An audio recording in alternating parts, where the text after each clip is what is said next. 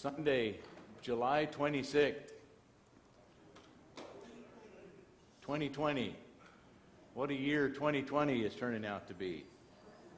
We will not forget it, will we?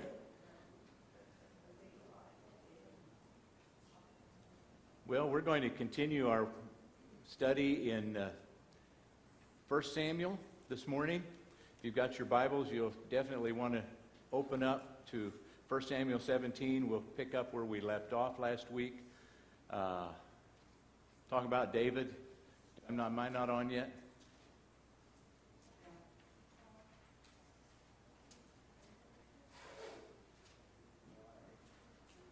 Right. David meets and defeats Goliath.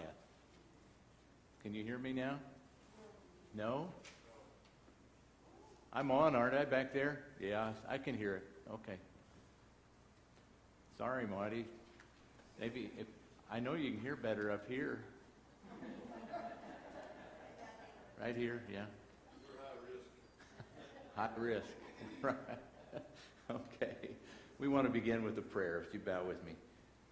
Father, we're so grateful to have another day. We're thankful for the night's rest you gave us, thankful for the sunshine, the cooler weather we've had the last couple of days. We're grateful for the little shower that we had earlier in the week.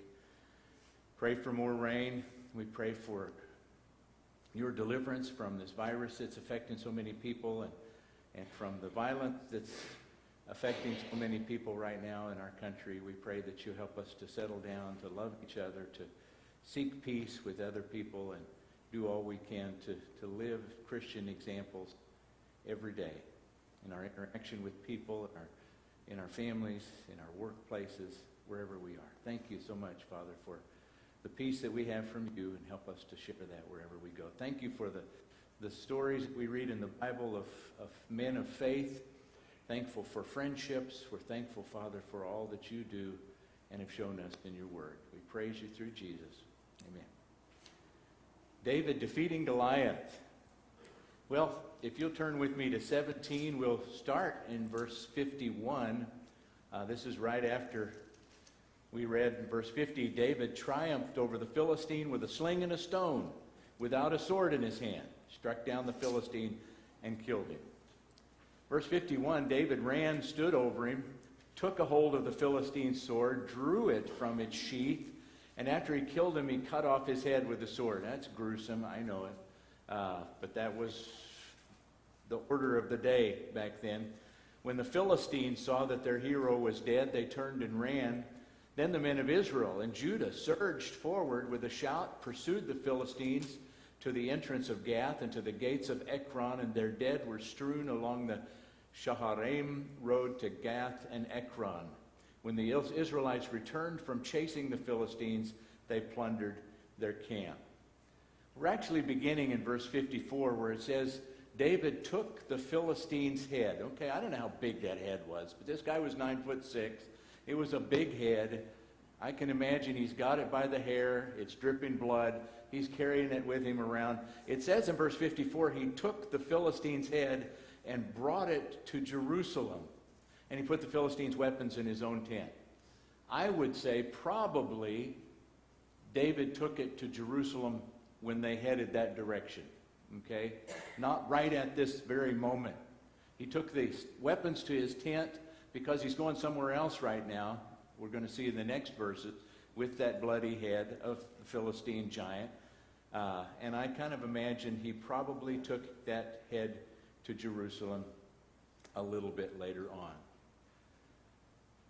Well, there's a lot of speculation about just that verse 54, David taking the head of Goliath to Jerusalem. That's interesting, and it's not anything more than speculation, but there is some speculation that David later buried that head, or what was left of it, in a hill outside of Jerusalem that later was called Golgotha. Gol for Goliath, Gotha for Gath, where Goliath was from. Whether that's true or not, it's speculation. But there's the place of the skull. Makes sense, but again, That's speculation. Well, as I said, it would appear that David took the head later, took it to Jerusalem, put the weapons in his tent. But we are still in the context of the battlefield. So I want you to look at verse 55. As Saul watched David going out to meet the Philistine, he said to Abner was his cousin, commander of the army, Abner, whose son is that young man? And Abner replied, as surely as you live, your majesty, I don't know. The king said, find out whose son this young man is. And as soon as David returned from killing the Philistine, I want you to imagine this situation. I'm going to talk about it just briefly in the sermon today, but I want you to imagine in your mind what that was like. David, I don't know if he could hold that thing or pick it up, or if he was just dragging it through the dirt, but he's got this bloody head with a stone hole in the forehead, and he's dragging it. Verse 57, Abner took him and brought him before Saul, with David still holding the Philistine's head. Just have to picture that in my mind, like we see here. This is a painting from Caravaggio, very, very famous. I just wish that David's skin would have been a little darker. A lot of our famous artists who painted biblical pictures depicted them as white. And David would have been, I would imagine, quite a bit darker than that, darker skinned than that. But anyway, you've got to look at that situation. That's pretty interesting. David's still holding the Philistine's head, and Saul says, whose son are you? Whose son are you? Well, did Saul know David at this point? How did he know him? David had been playing for Saul for we don't know how long, playing the lyre, when Saul would have these psychopathic issues and trying to soothe him in that. Evidently, he didn't pay much attention to who David was or where he came from. What's...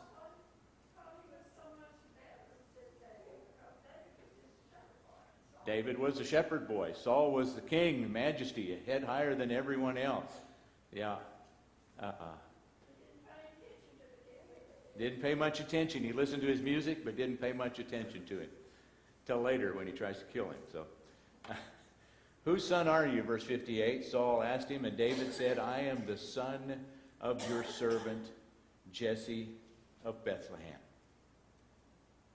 Well, that's when something interesting begins. And actually, our time today, the third lesson on David is about his relationship to Jonathan. David and Jonathan, their friendship. And so we're going to look at that today, and I'll look at that further in my sermon today. But I can only imagine that when David brought that head into Saul's tent, that some of Abner was there, the commander-in-chief of the army. Jonathan was probably there too. Jonathan was one of his, I don't know if he's a general or what, he was a leader, military leader. He's the son of the king. Jonathan was probably there too. I can just imagine. And he was impressed, as everyone else was with this young man, his bravery, his faith. And he gives him gifts. It's interesting. Let's read verses 1 and following in chapter 18. After David had finished talking with Saul, Jonathan became one in spirit, and he loved him as himself. And from that day Saul kept David with him and did not let him return home to his family. Jonathan made a covenant with David because he loved him as himself. Why do I keep saying himself? Loved him as himself. Jonathan then took off the robe he was wearing, gave it to David along with his tunic, even his sword, his bow, and his belt. Notice all of the language that's here in regard to the way Jonathan responded to David. Now, I want you to remember and keep in mind, Jonathan is next in line, as far as he knows, for the throne, isn't he? I don't think they knew about David having been anointed yet. I could be wrong, but I don't think they knew about that yet. Maybe the word had gotten through. But look at the language. It says he became one in spirit with David. He loved him as himself. He made a covenant with David. What does it mean to make a covenant? What's that? It involves a promise. Peace. Sometimes it was a covenant of peace. An agreement. He made an agreement with him, and both sides had responsibilities to keep that agreement or that covenant. It was very special. Jonathan and David made covenants 3 times in their relationship. 3 times. I think that's valuable. He loved him as himself. He made a covenant, gave him his robe, tunic, sword, bow, and his belt. Now, there's a lot of speculation again. A lot of scholars would say Jonathan, in doing so, was actually realizing this is the guy who needs to be the king of Israel. And he's actually symbolically surrendering his right to the throne by giving him sword, bow, arrows, robe, tunic, all of those kingly, princely things that he had. That's possible. That's possible. Pardon me? He is. He's accepting that shepherd boy as an equal. And more than that, he's giving him his armament. Friends do that, don't they? Or do they? Friends do that. They give to friends. It's reciprocal. They make agreements with one another. They make covenants. He loved him as himself. Well, I can only imagine that Jonathan, as I said, one of Saul's military leaders, was impressed with his bravery. But friends do that. Jonathan was a man, from what we can see from him, of integrity and faith. We know he believed in God. We're going to see that some of the things that he says in his relationship to David. But he was a man of integrity. I don't know if you remember chapter 14 when Saul made that rash judgment in the middle of a battle with the Philistines and said, "No one's to eat until I've defeated my enemies." Well, you don't do that to an army that you want to be top and ready to go. And Jonathan didn't hear it. He ate some honey. Do you remember that?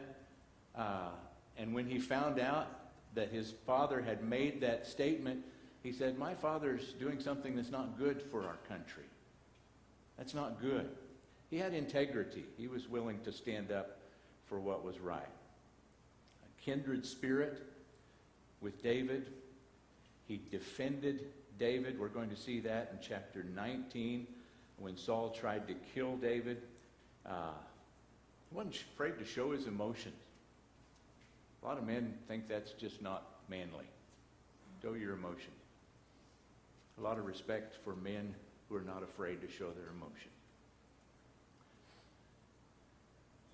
We're going to see that Jonathan was an encourager, and I'll bring that point up in the sermon. Well, this quote about Jonathan I thought was excellent. And I want to read it to you, or you can read it. "The character of the princely son of Saul is one of the most beautiful in the Old Testament story. He was the type of a true warrior of those wild and half-barbarous times. Among brave men, seemingly the bravest, a perfect soldier, whether fighting as a simple man-at-arms or as a general of an army, chivalrous and generous, utterly free from jealousy." He could have been jealous, couldn't he, as the son of the king? A fervent believer in the God of Israel, a devoted and loyal son, a true patriot in the highest sense of the word, who sealed a devoted life by a noble death, dying as he did, fighting for his king and for his people. I like that. I'd like to know more about Jonathan, especially considering that he came from Saul. Well, let's read on. Chapter 18 and verse 5. "Whatever mission Saul sent him on, David was so successful that Saul gave him a high rank in the army, and this pleased all the troops. course it did. And Saul's officers as well. And when the men were returning home after David had killed the Philistine, this is what I would say, he was probably dragging that head with him. The women came out from all of the towns of Israel to meet King Saul with singing and dancing, with joyful songs and timbrels and lyres. And they danced. As they danced, they sang, David has slain his thousands, Saul has slain his thousands, and David his tens of thousands. Well, Saul was very angry. And this refrain displeased him greatly. They've credited David with tens of thousands, he thought, but me with only thousands. What more can he get but the kingdom? If you only knew. And from that time on, Saul kept a close eye on David. Successful beyond measure. Everywhere Saul sent him, he won. He was victorious. Well, that awakened a giant, and it wasn't Goliath. Waylon? That's good. He kept a jealous eye. Well, he was very jealous. And that Goliath, that giant I'm talking about, is that green monster, jealousy, envy, that just ate Saul alive. Destroyed him. The word very angry, where is that? Verse 8, Saul was very angry, literally means he was burning with anger. Burning with anger. With jealous anger. Well, twice after that, Saul would try to kill David. The next day, an evil spirit, verse 10, came from God. We looked at that last week. Forcibly on Saul, and he was prophesying in his house while David was playing the lyre, as he usually did. Saul had a spear in his hand, and he hurled it, saying to himself, I'll pin David to the wall. But David eluded him twice. Verse 12. Why was David afraid of Saul? David wasn't afraid of Saul. Why was Saul afraid of David? Verse 12.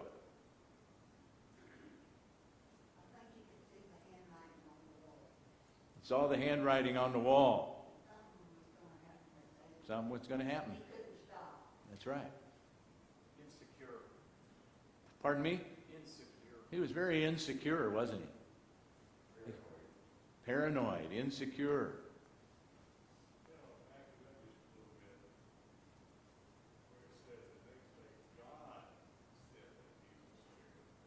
We talked about that last week. Were you here? Sunday morning? We talked about the Hebrew language, that when that happens in their Hebrew history, they consider God the source. Okay? God, that's just like, don't lead us into temptation. Lead us not into temptation. Well, God can't tempt anybody. Okay? That's a fact. But he allows us to be tempted. When he took his spirit away from Saul, that empty house filled up with evil spirits. God allowed those evil spirits, just like he did with Job. Remember that? That back and forth between Job and Satan. And finally God said, okay, do this, but only to this point. Don't kill him. Don't take his life. Twice he tries to call us to kill him. He's afraid of him. I think we read that here. He could tell that the Lord was with David, but had left him. He was very insecure. He was very jealous. So he sent David away. Gave him command over 1,000 men. That's a pretty big command. And David led the troops in their campaign. And later David would continue to succeed. Later, these guys that were around David, especially when he was fleeing from Saul throughout the rest of a lot of his life, the next 20 years or so, David had a group of what were called mighty men around him. And they were mighty men. Read about their exploits. I hope you'll take time to do that. Read through 1 Samuel and see the exploits of them. Later, they would even kill 4 more giants, at least one of whom was a brother of Goliath. These mighty men. So there were several of those guys around. But there's a word that's used interestingly in this chapter. That word, Saul was, where is that? Saul was successful. Look at verse 5. Or, I'm sorry, David. Boy, I'm really getting him mixed up today, aren't I? David was so successful. What do your translations say in verse 5? David prospered. Anything else?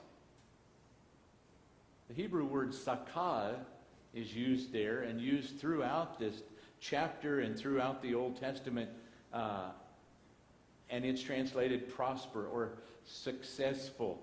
I want you to look at a couple of other places where that word is used, just so we kind of get an idea. Proverbs chapter 10 and verse 19. Sin is not ended by multiplying words, but the prudent hold their tongues. The word prudent is sakah. Well, it's not the successful or those who prosper necessarily who hold their tongues, but it's the prudent, it's wise.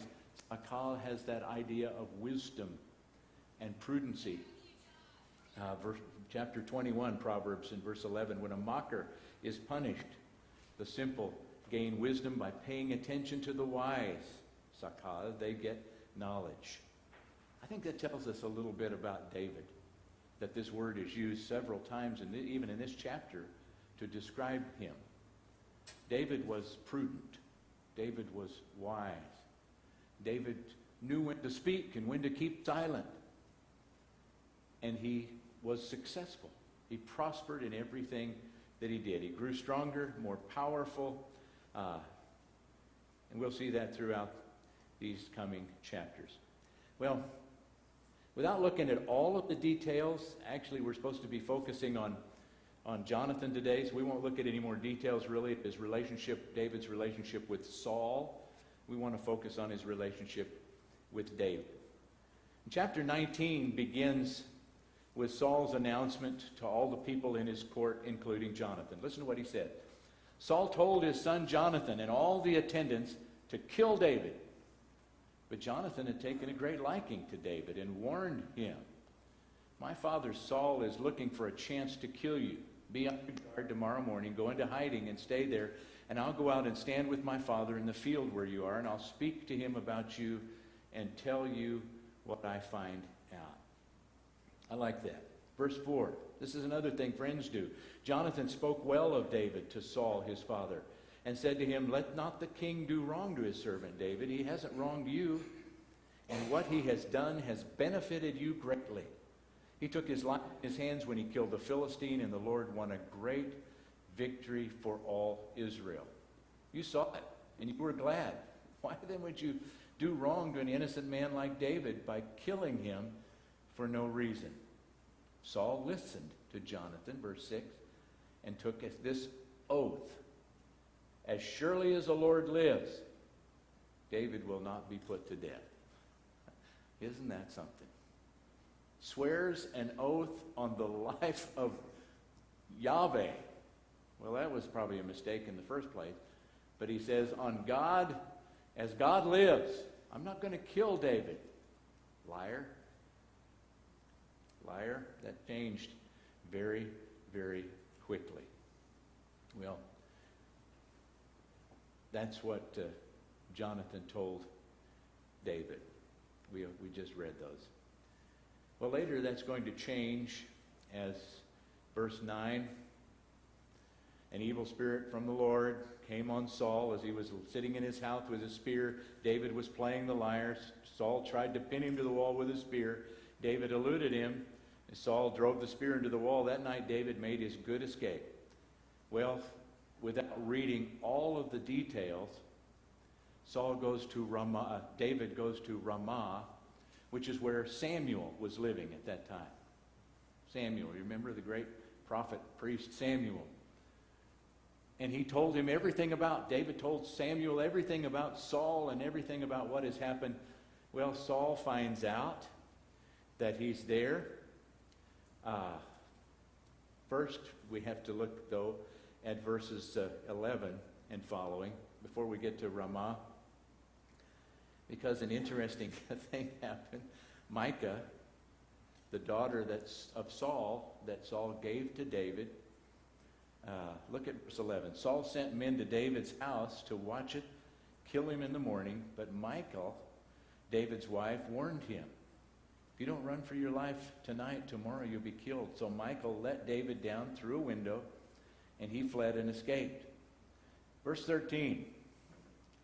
Michal took an idol, laid it on the bed, covering it with a garment, and putting some goat's hair at the head. And when Saul sent the men to capture David, Michal said, he's got COVID-19. He's ill. He can't move. No, didn't say that. Look at that verse 12. That bother you at all? Anything about that? An idol. What was Michal doing with an idol? And an idol that was so big, a teraphim, a household idol, so big that when she covered it with a blanket, it looked like someone was sleeping there. Why? Any takers? What's that? Well, she didn't want him to be killed. My question is, why an idol? Where did that idol come from? Maybe this was Michal's house. David was living there after they got married. I don't know. Maybe Michal, it just says, where is that? Michal took an idol. It doesn't say where she got it, laid it on the bed. I doubt seriously if David had anything to do with it. Well, this is just another example of God's people not obeying God. Because you told them, if you don't get rid of the people, you will be like them, basically. Probably. You'll take their gods and whatnot. It's pretty much a fact if you read through the Old Testament that there was always this influence from foreign gods, little g. It was always there in Israel. It was always behind a curtain or hidden in a corner or somewhere. It was always there. And that's not justifying it all. It was wrong. Pardon me? Yeah, well, in some ways it is like that today. But after that, I don't know why they didn't just try to stab the idol or the David, who was supposedly sleeping and ill. But they left him alone, told Saul about it. Then David runs to Ramah, where Samuel lived. And something very interesting happens there. Now I'm going to turn over chapter 19 and verse 19. Word came to Saul, David is in Naioth at Ramah. So he sent men to capture him. But when they saw a group of prophets prophesying, with Samuel standing there as their leader, the Spirit of God came on Saul's men, and they also prophesied. Now, that's weird, okay? That's funny. Saul sends a group of men. Obviously, they're armed to the teeth because they want to take David, who's a mighty warrior. They want to take him, capture him, take him back to Saul. But when they run into Samuel, the Spirit of God comes on Saul's men, and they prophesied. Saul was told about it, verse 21.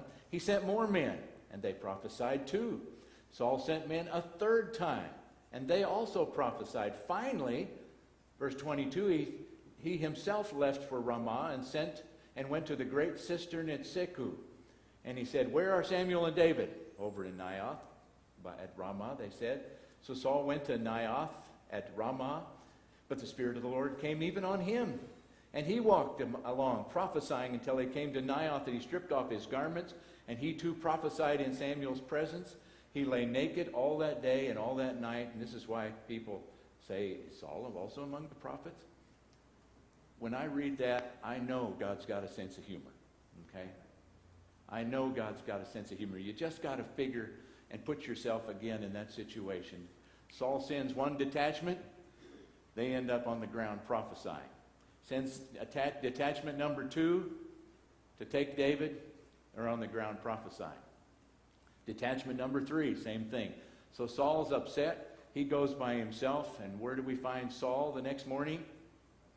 On the ground, stripped down probably to his skivvies, like this, prophesying. That's funny, okay? God does have a sense of humor. Well, chapter 20, David flees after that and runs into Jonathan in chapter 20 and verse 1. Let's read verses 1 through 4. David fled from Naioth at Ramah and went to Jonathan and asked, What have I done? What is my crime? How have I wronged your father that he's trying to kill me? Never, Jonathan replied. You're not going to die. Look, my father doesn't do anything, great or small, without letting me know. Why would he hide this from me? It isn't so. But David took an oath and said, your father knows very well that I have found favor in your eyes, and he has said to himself, Jonathan must not know this, or he will be grieved. Surely, just yet as surely as the Lord lives and as you live, there's only a step between me and death. Jonathan said to David, whatever you want me to do, I'll do it for you. I like that. That's loyalty, isn't it? Son of the king, military leader. That's a lot of risk involved. He's very vulnerable, isn't he? And yet he steps out on a limb for his friend David. Well, in the next verses, it's time for the new moon festival. And there would be a big feast in the palace. And Saul would expect all of his people to be sitting at the table to eat with him. Like you've seen movies where all of the king has all of his court is there. All of his military leaders are there. Jonathan would be there. But David would not be there. Well, let's read on a little bit. David said, verse 5, look, tomorrow's a new moon feast, and I'm supposed to dine with the king. Let me go and hide in the field till the evening the day after tomorrow. If your father misses me at all, tell him David earnestly asked my permission to hurry to Bethlehem, his hometown, because an annual sacrifice is being made there for his whole clan. But if he says, very well, then your servant is safe. He loses his temper, you can be sure that he's determined to harm me. As for you, show kindness to your servant, for you have brought him into a covenant with you before the Lord. If I am guilty, then kill me yourself. Why hand me over to your father? Never, Jonathan said. If I had the least inkling that my father was determined to harm you, wouldn't I tell you? Well, it goes on and on. Verse 12, I swear by the Lord, Jonathan said, that I will surely sound out my father by this time the day after tomorrow. And he would tell David. Verse 16, the second time. Jonathan made a covenant with the house of David, saying, may the Lord call David's enemies to account. And Jonathan had David reaffirm his oath out of love for him, because he loved him as he loved himself. They made a plan at that point, made an agreement between the two, and made a plan. Here's a picture, the best one I could find, of Saul asking why David isn't at the table, and Jonathan making the excuses that they had prearranged to make. Saul's anger flashes, and wow, look at verse 30. This is at the new moon feast. Saul's anger flared up at Jonathan, and he said to him, you son of a perverse and rebellious woman. That's not nice. Don't I know you've sided with the son of Jesse to your own shame, the shame of the mother who bore you? As long as the son of Jesse lives on this earth, neither you nor your kingdom will be established. Now send someone to bring him to me, for he must die. Again, Jonathan comes to his defense. Why should he be put to death? What has he done? Verse 33, Saul hurled his spear at him to kill him. Then Jonathan knew that his father intended to kill David. Yeah, pretty obvious, isn't it? Not only David, but he's going to try to kill Jonathan at this point as well. Jonathan got up from the table in fierce anger. On that second day of the feast, he did not eat, for he was grieved at his father's shameful treatment of David. Well, they had made an agreement the last time they spoke, and this is what Jonathan said. Day after tomorrow, I want you to go out to the field that we know. I want you to hide behind this rock, okay? And I'm going to go out after the feast. The next day, I'm going to go out with the servant boy, and I'm going to target practice. I'm going to shoot arrows into the field where you're at. You're behind a rock, don't worry about it. But I'm going to shoot those arrows out into the field. And the plan was, if I say to the boy, look, the arrows, the boy's to go to retrieve the arrows, and if I say, look, the arrows are beyond you, then you must go, because the Lord has sent you away. If I say to him, if I say to him, the arrows are on the side of you, bring them here, then you can come back in because you're safe. My Father's not going to kill you. Did you get that? If I say they're out there on the side, come on in. You're safe. If I say they're beyond you, you better get out of here because Saul's determined to kill you. Well, we know probably what happened beginning in verse 35. In the morning, Jonathan went out to the field for a meeting with David. He had a small boy with him, and he said to the boy, "Run and find the arrows I shoot." And as the boy ran, he shot an arrow beyond him. And when the boy came to the place where Jonathan's arrow had fallen, Jonathan called out after him, "Isn't the arrow beyond you?" Then he shouted, "Hurry, go quickly, don't stop." The boy picked up the arrow, returned to his master. The boy knew nothing about this, only Jonathan and David knew. And then Jonathan gave his weapons to the boy and said, "Go carry them back to town." And after the boy had gone, David got up from the south side of the stone, bowed down before Jonathan 3 times with his face to the ground. Then they kissed each other and wept together, but David wept the most. How many of you have traveled anywhere in an Oriental country or a Middle Eastern country or a lot of European countries where it's common cultural practice to kiss one another? Anybody? Kind of threw me for a loop the first time a man grabbed me and kissed me on each cheek. But that's culture. They still do it today. You see it all the time. There's nothing, and it troubles me that our society and our culture has taken this relationship and tried to make it homoerotic, trying to make it a homosexual relationship between David and Jonathan. There are actually, and I'm not going to get into it, but there are actually Christian homosexual men who use this as their weapon, so to speak. Well, David and Jonathan, look at them. They were homosexuals. That's not the kind of relationship we're looking at. Total respect, kneeling before Jonathan 3 times, face to the ground, kissing each other, and crying together, shedding a tear.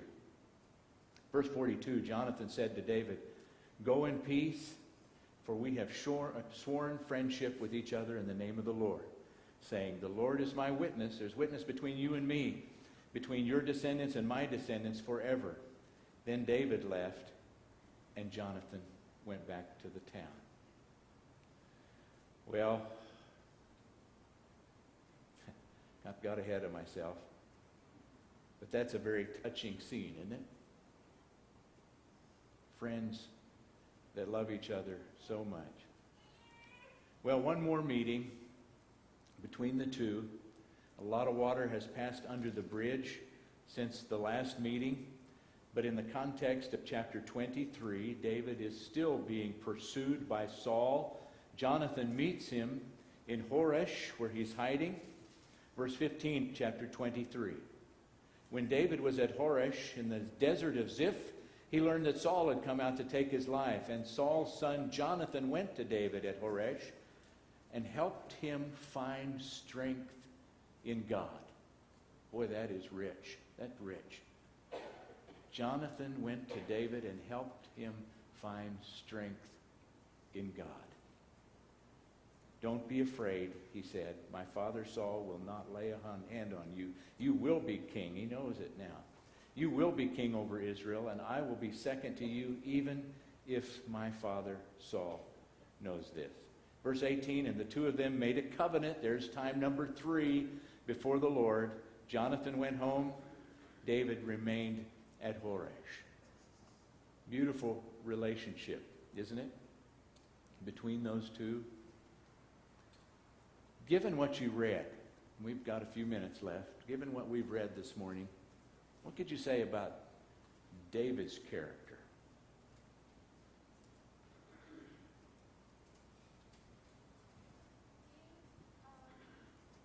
It must be very, very frustrating for him to see a faithful to a guy who's trying to kill him. I know he was very frustrated. There's a lot of things that he had to go through in order to obtain his kingdom, and that must have been very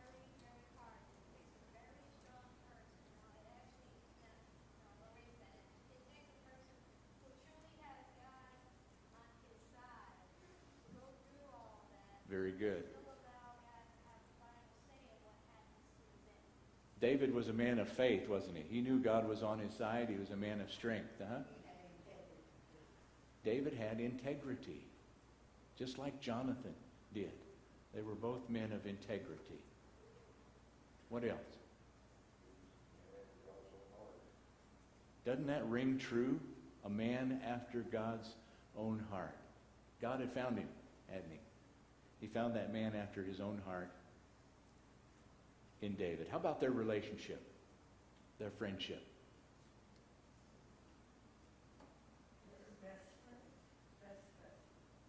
Best friends, best buddies, compadres.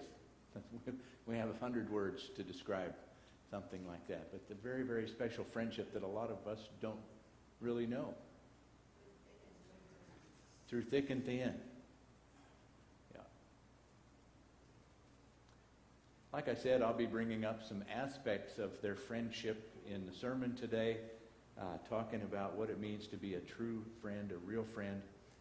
And I hope that we can gain something from that beautiful, beautiful story. I've enjoyed looking at David, this aspect of David's life. Again, I wish we had about 6 more weeks to talk about David before moving on.